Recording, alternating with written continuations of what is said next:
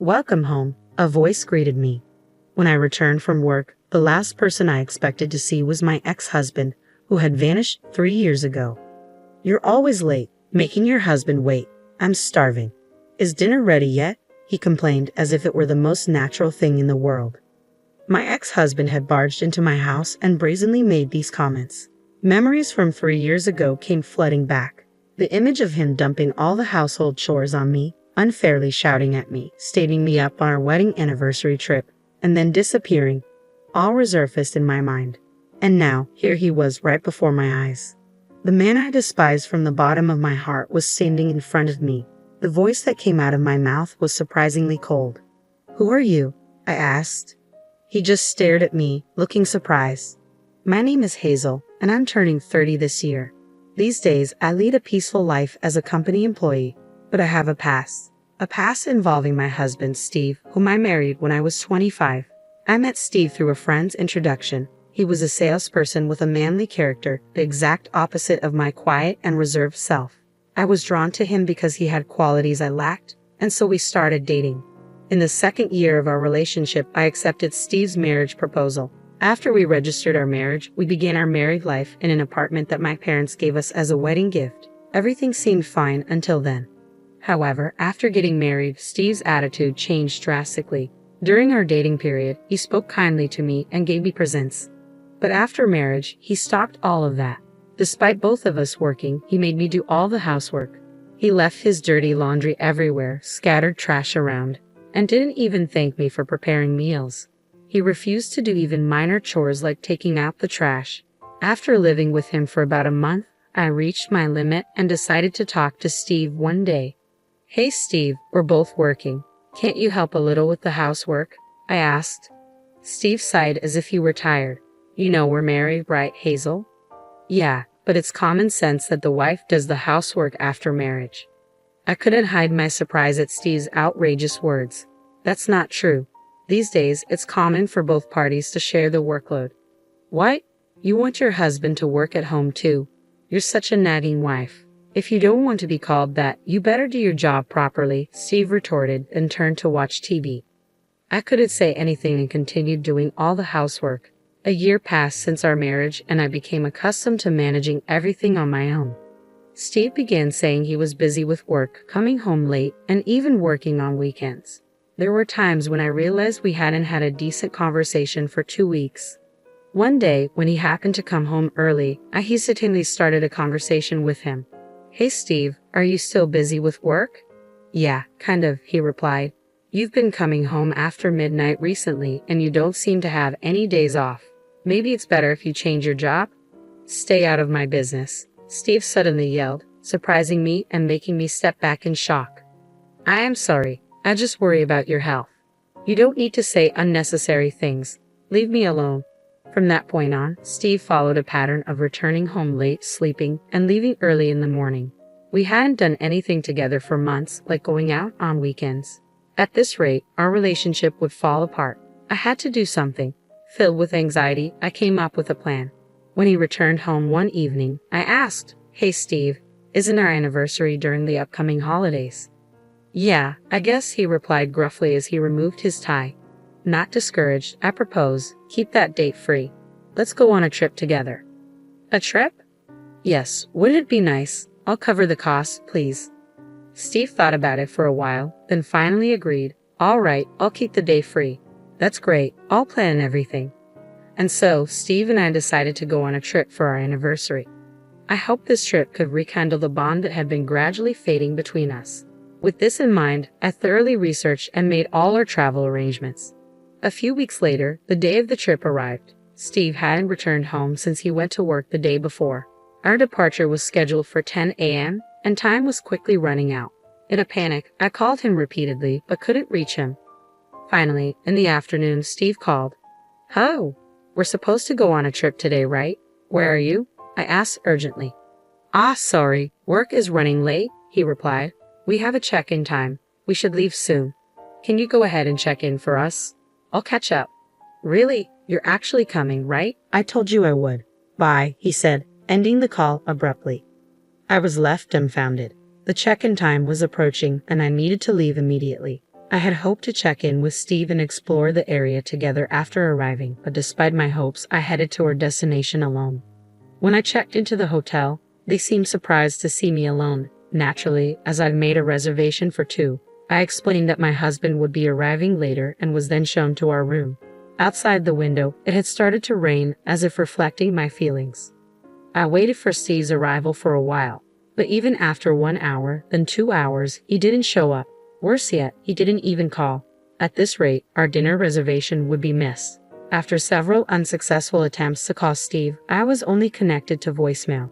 In the end, I swallowed my embarrassment and asked the hotel to prepare dinner for one, which I ate alone.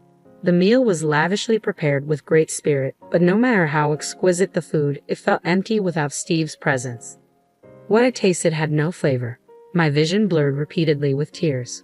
When the hotel staff asked what to do with the cake adorned with a happy anniversary plate, all I could say was, "Please discard it." That day, I ended up staying at my travel destination alone. Although I had a sightseeing tour planned for the next day, I canceled it and hurried home. At that time, I thought something might have happened to Steve. "I'm home. Steve, are you back?" I called out as I entered the house. The room was silent, with no sign of anyone. I dropped my luggage and glanced at the dining table. There, I found divorce papers signed by Steve and our wedding ring. "What? What is this? What is going on?" I exclaimed. I searched for a letter but found nothing. Looking around the house, it was clear all his belongings were gone. Everything had been moved out. Stunned, I could only sit down on the spot. When I came to my senses, I immediately contacted my mother-in-law. She lived far away, and we had only met a few times, but she was a kind woman who treated me kindly. When I explained the situation, my mother-in-law was also astounded. She had no report from him, and he didn't seem to have gone to his parents' house either. When I called Steve's office after the holiday, I was told a shocking fact. Mr. Smith resigned last month. "What?" I exclaimed. "We've been trying to reach him too, but we haven't been able to get through since yesterday. Could you please tell him to contact us as soon as possible?" they asked. I ended my call with Steve's workplace in a daze. Next, I pulled out my cell phone and called Steve, but all I heard was, "The number you dialed is currently not in use." And so, Steve vanished abruptly. After going through various processes, I submitted the signed divorce papers and forcibly ended our married life. Time passed, and about 3 years went by. I have remarried and now live a peaceful life. Of course, I was initially distraught, but now I hardly ever think about my ex-husband. It's true what they say, time heals all wounds. As usual, when I came home alone after work, I noticed something strange. The lights in the house were on. That's odd. Did I forget to turn off the lights this morning? As I reached for the doorknob, I noticed the front door was unlocked. What's more, there was a pair of ragged men's sneakers that I didn't recognize at the entrance. A wave of tension ran through me, and I was about to pull out my cell phone to call the police when a familiar face appeared at the entrance. "Oh, welcome home, Hazel." "What?" I gasped. The person standing there was none other than Steve, my vanished ex-husband. I was surprised and speechless. Without paying any attention to me, Steve brazenly said, "You're late coming home as usual. You've kept your husband waiting." "I'm hungry. Is dinner ready yet?" Steve's casual inquiry triggered a flood of memories from 3 years ago. The audacity of Steve, unloading all the household chores on me as if it were my duty, yelling at me unreasonably, staying me up on our wedding anniversary trip, and then disappearing off the face of the earth. Now he was standing right in front of me, the man I hated from the bottom of my heart. The voice that escaped from my mouth was surprisingly icy. "Who are you, huh?" Steve, taken aback, stared at me. Returning his gaze sharply, I said, "Leave now, or I'll call the cops." "Whoa, wait a minute. You can't tell me you've forgotten your husband's face," Steve retorted with a smug grin. Upon closer inspection, he had put on weight, let his hair and beard grow out, and looked utterly unkempt compared to 3 years ago.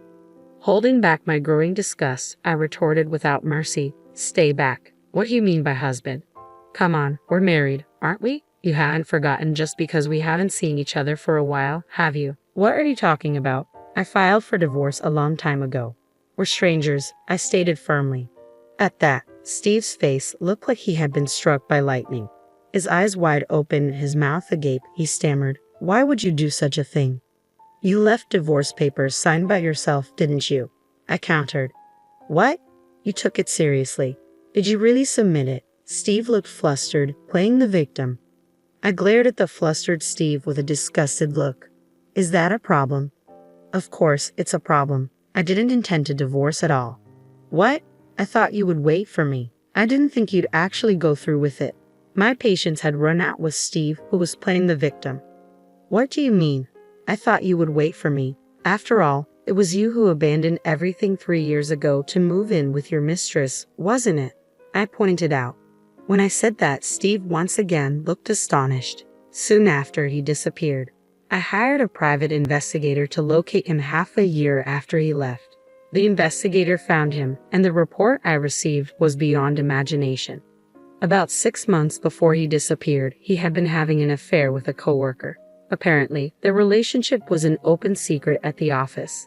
In the end, he and the other woman quit their jobs and started living together in the neighboring state. Upon hearing this, I immediately filed for divorce. My love and affection for him were completely exhausted.